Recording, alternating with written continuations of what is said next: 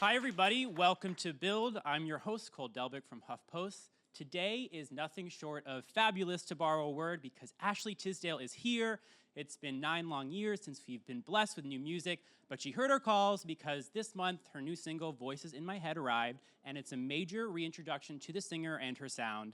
The song is not only a certified bop, bop, bop to the top, sorry, I had to, but it's also a bracingly honest and introspective track about struggling with anxiety and depression and the voices in all of our heads that make us feel less than. Give it up for Ashley Tisdale, everybody. Thank you so much for coming here. Oh my gosh, thank you so much for having me. You could hear people in the audience were already singing along. Oh, I know, it's so good.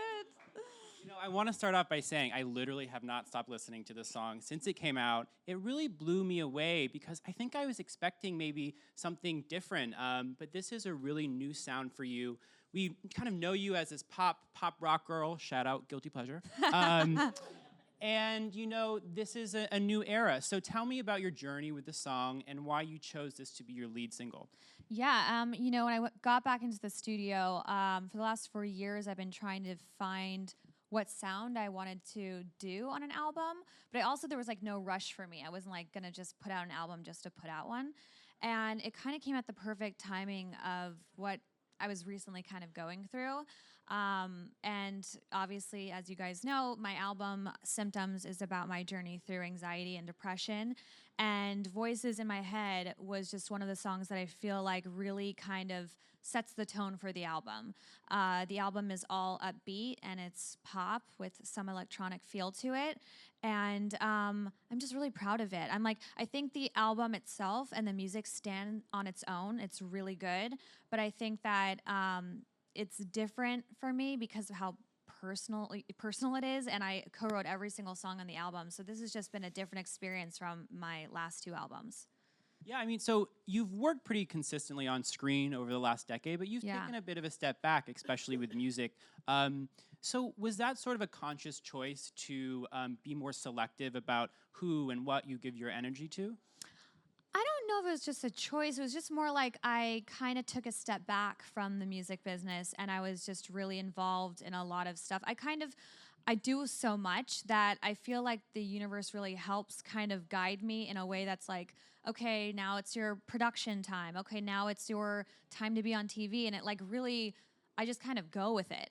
And, you know, I love music. Music is a passion of mine, and I missed it. And there was, I think, a little bit of like, I had this thing about fear of failure. And so I think that kept me away from, and like my experience through my last album, you know, whenever I would go to perform, I would have really bad like panic attacks before I'd perform. So I really didn't like going through that a lot. And I was just like, well, if I'm constantly like, that's all about performing. And if I'm constantly feeling that way, like, let's just not do it. And so it really was like, I was going through the self-help book recently that there was a chapter about there is no such thing as failure. We all go through ups and downs. And so once I let go of those fears, it's literally what got me back into the studio. And then I felt like creatively free. And then I was like, not like, you know, stopping myself from doing what I actually really wanted to do. So I'm really excited. I think I can speak on behalf of the fans that we're so glad that you took that time for yourself, and self-care is so important. Yeah. So, you know, that's what we need to do, everyone, right? Yeah. You know, when I sort of think, when the single dropped, it made me sort of realize something about you, that perhaps you've been like a bit unfairly pegged or pigeonholed as like one type of artist when there's actually like a lot of different sides to you because of like the iconic roles that you've played. And I was wondering, have you felt like it's ever at any point challenging to sort of distinguish yourself apart from the expectations of what you should be like, what you should sound like, what you should look like? I think that definitely I think there is this like kind of expectation that I'm a certain way because I've played a character, and so people really love to see me around pink, and they like love to see me being like, I don't know, like in their mind, like what my character from High School Musical would be like, and it's just so opposite of me. And I think that I also really have kept a very like private life, and I don't really share a lot that's super personal. But I feel like this is the first time that people will get to know who I am based off of my journey. And this is like the first time I've been really like kind of being super vulnerable and letting it out there, which is really scary because I'm like, oh gosh, like, I hope I don't let people down of what they think. But at the same time, I'm like, I just have to be me, and that's okay. And if like they love it, that's great. If they don't, whatever, So it's just like one of those things where I definitely think that, in the past, I felt like I had to keep up with some expectation, but I've kind of been like, you know what, this is who I am, and that's me. I mean, that must be so empowering to really sort of like take control of your narrative. In this moment of your life, you said you co-wrote all of the songs. It's sort of a different tone than working in like the big music industry machine, right? Yeah, I definitely, in the past, I was with a bigger label, and it was more about, having certain writers on your record. Even if there were some songs I didn't really like or didn't really relate to, it was just like it had to be on the record. And so, signing with the indie label that I'm with, they've just let me be so creatively free. Like, I mean, they are so supportive. I mean, down to like the artwork, everything has been my idea, to the music video. I pretty much DM'd the director on Instagram, and I was like, I love your work and I want to work with you. Like, everything, this is all mine. And it's just like a personal, super personal thing. So it's like a piece of me. It's like, I would say it's the most authentic thing I've ever done in my career. Yeah, I mean, I think that as communicated, you can feel that in the sound. You mentioned, you've kept a pretty sort of private profile over the years, and this song is so emotionally vulnerable. You make yourself so emotionally vulnerable about anxiety and depression, and I really just want to commend you for that, because we need people with influence to jumpstart conversations about mental health and like really fight that stigma. So, you said it's like giving a piece of you over to the public. Has that been an emotional journey in itself? Yeah, for sure. It's definitely like emotional. I think I cried on Access Hollywood yesterday. And I'm like, oh God. But it's like, yeah, it's emotional. You're like really letting yourself out there. But, I just think that for a long time, it was just something that, this is kind of like a perfect example. This picture means a lot to me because so everybody has like their favorite side of their face, and mine is my left side. And so I remember the photographer being like, okay, cool, now you're gonna sit this direction. And I was like, oh gosh, I hate that side of my face. And I stopped my thought process and I was like, wait, hold on. I was like, but this whole album is not showing a beautiful side of you. It's actually showing something that's really real and raw, which is my anxious and depressive side. And so I was just like, I have to, like, no matter what, I don't care. I'm showing this side. And when I look at this picture after, I was like, wow, it's a really beautiful picture. And it's actually a really beautiful side, even though at first it could be like, I don't like that side of myself. I was just like, wow, it's a really beautiful side of myself. And so I think that like the anxiety and the depression and like all of that stuff really makes me who I am. And I think that's beautiful. I love that, embracing that and like practicing that self-love in real time. Mm-hmm. I didn't know that about the album cover. I think that it means so much more now. Yeah. I really resonated with this song. It helped me quiet some voices in my own head last week. And I know sort of the fan response has been really kind of, it's an outpouring of support for you. I know. So what has it been like? What have you heard from your fans who maybe have seen you in a different era, now have grown up with you and kind of arrived at this moment with you? Well, they're just like connecting with me on a different level, I think. They're just talking about what they're going through, and there's a lot of fans that have been saying like, this has helped me so much. I'm going through anxiety, or I've gone through depression. I've had friends of mine that are actively in my life text me and say that they are going through it. And I'm like, oh my gosh, they're like, keep doing what you're doing. And it's just so supportive and so amazing.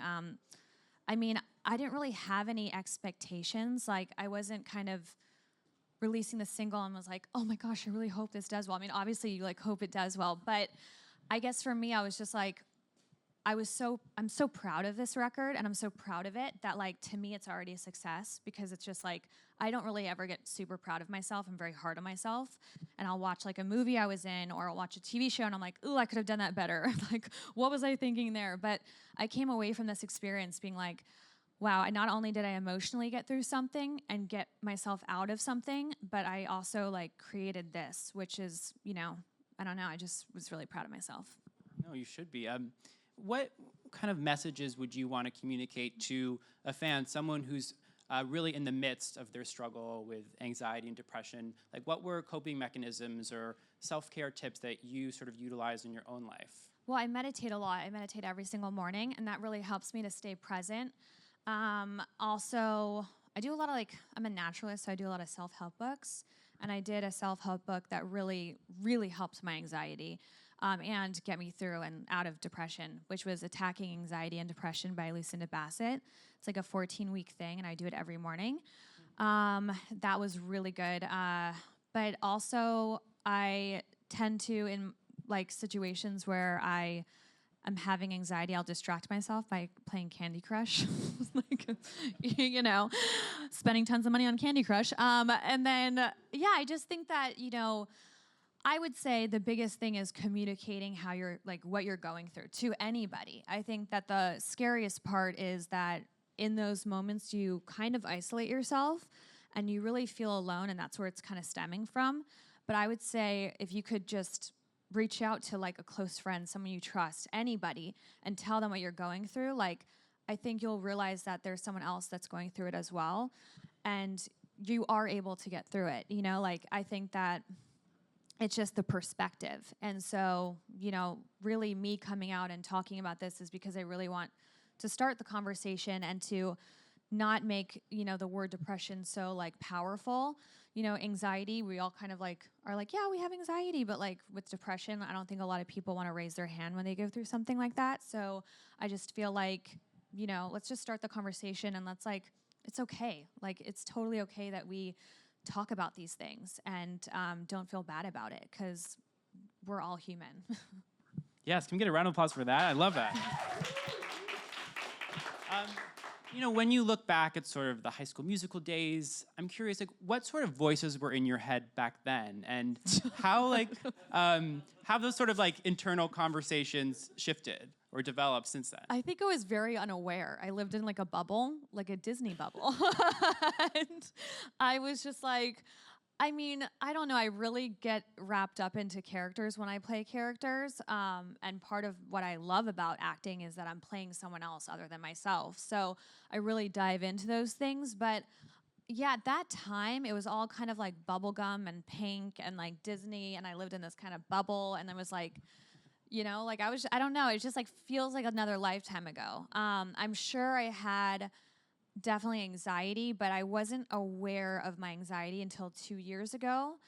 And then I fully became I had a panic attack, and I knew what that was. But before then, I think I had it obviously anxiety attacks during guilty pleasure and stuff. But I don't know. I can't specifically remember anything back then. But the voices in my head are always going to be I don't know, just self-doubt and kind of negative thinking and assumptions. I assume a lot, which is one of the 4 agreements you shouldn't do, and I definitely do.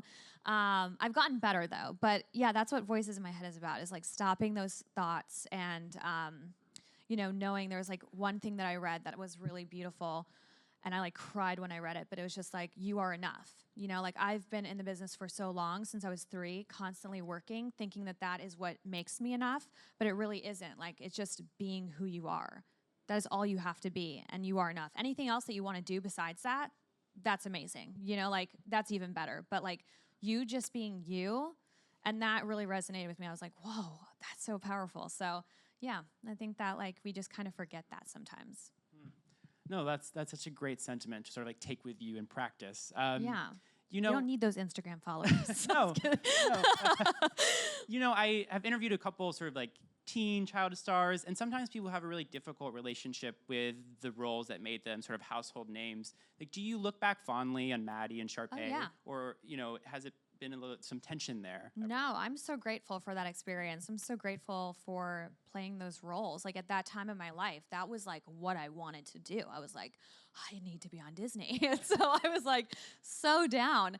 And the stuff and the places we got to go and tour with High School Musical was so awesome. So I'm very very grateful for that. And I know I wouldn't be where I am without that. So I'm not it definitely has been hard coming out of it. And I think that people think of me as that character. And so it's hard with acting. I have to work extra hard to get the jobs that I get. But I still don't kind of resent it. I'm like, I love what I did back then, and I'm like very proud of it. Yeah, I mean, you were in like the pantheon, right, of these great 2000s era teen stars alongside Lindsay and Hillary. And, you know, in that moment, did you feel like, oh, I'm part of this right now? Or were you sort of in the weeds, too busy and focused on your career at the time? I don't know. I mean, I think that like when you're going through something like that, it's specifically that kind of moment, like with those movies, like we all just weren't even expecting that. So we kind of like, it was living in a bubble. Like we were just like, whoa, like there's a lot of people that love this movie. Like we had no idea. So I guess I just wasn't really thinking about any, like I was also so busy. I was like doing The Sweet Life and High School Musical and recording an album and also doing Phineas and Ferb at the same time, which is a lot. So yeah. Yeah, God. Before we go to audience Q&A, I need to talk about your 2000s fashions because I don't think it was anyone off the hook. has slayed a red carpet since then to that Seriously. level. No. Can we bring that and back? pull off that confidence? But I mean, I want to see you rocking like the shirt and the jeans and the loose tie. I mean, the loose tie. Wait, what was that? Like sort of like the loose like. Really? Yeah. I think that was a Maddie costume. I don't know about that. I definitely remember a boa. I remember a sleeping mask. I remember Thou Shalt Spend t-shirt. And yeah. I mean, I killed it. I wore Uggs on the red carpet, you guys. True bravery. I love it. I know. Man, I love that chick. Okay, let's turn it over to audience Q&A. Hi. So I just want to say, as somebody who's battled with anxiety and depression, this song really did resonate, and I'm so happy that somebody's writing this, I guess. But my question is, where did you find the strength to come out about these issues? Because I know a lot of people deal with them, but they never really talk about it. Yeah. Well, I think that a lot of it, my husband is really great. He's a real great rock in my life, and he's so supportive and has helped me through everything. But I think it was just like, I don't know. I just think that there's been, we've lost a lot of people. I lost my A&R last year, Tommy Page, to depression.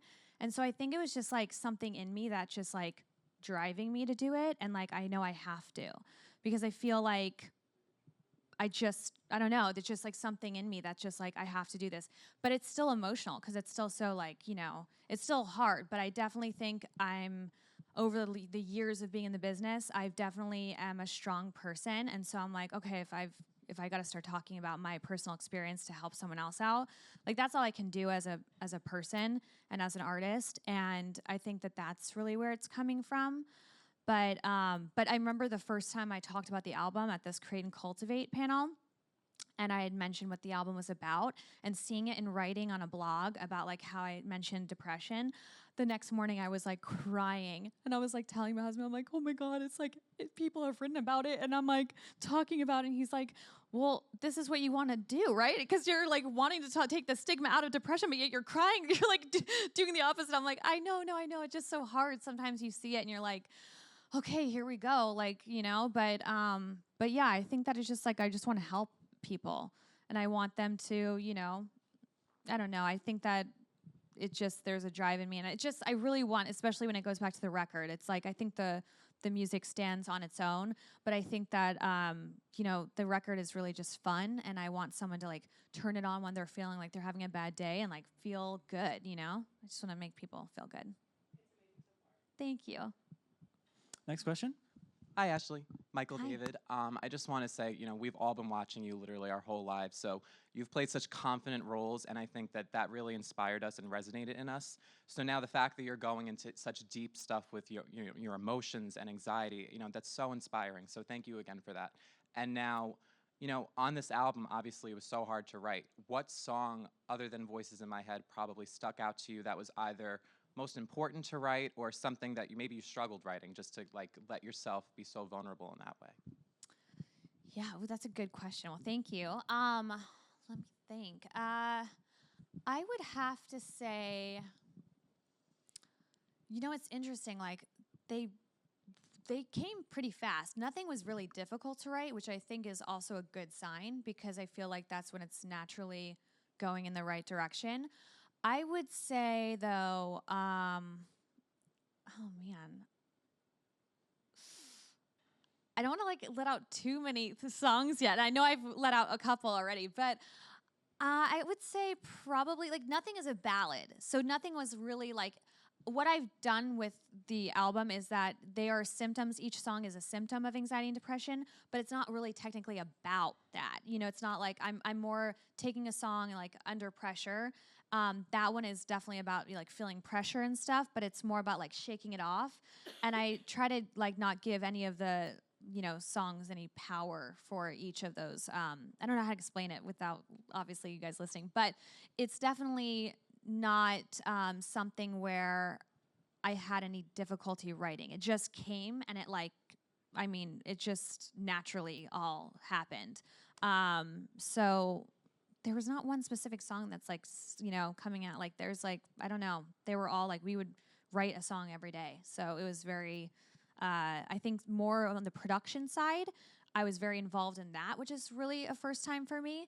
And I think for me, I just really wanted to be more stripped down and not overproduce like my last two albums because of the message and because of what it's about. I felt like overall everything needs to be stripped down. So, yeah, that's a difficult question. I haven't thought. That's a good one.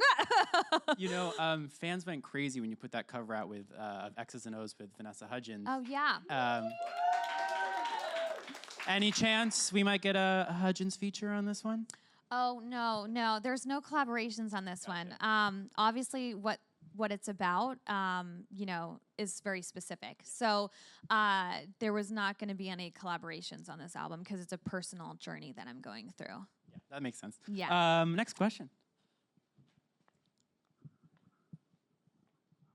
Hi. Ashley, I wanted to ask you, what's your favorite song on the album? Ooh, every song is so good. But I do have to say one that holds like a special place in my heart is Symptoms. It's a song itself. And that was the first song that I co-wrote the first day I was in the studio, which is about actually commitment issues. And when I first met my husband, I knew he was the one, but I was like, had been in such bad relationships before. I was like, oh gosh, like it felt so different. I was like, I don't know about this. And so Symptoms is really about like when you know the person is right, but then you're like having every single symptom of why you can't be in it.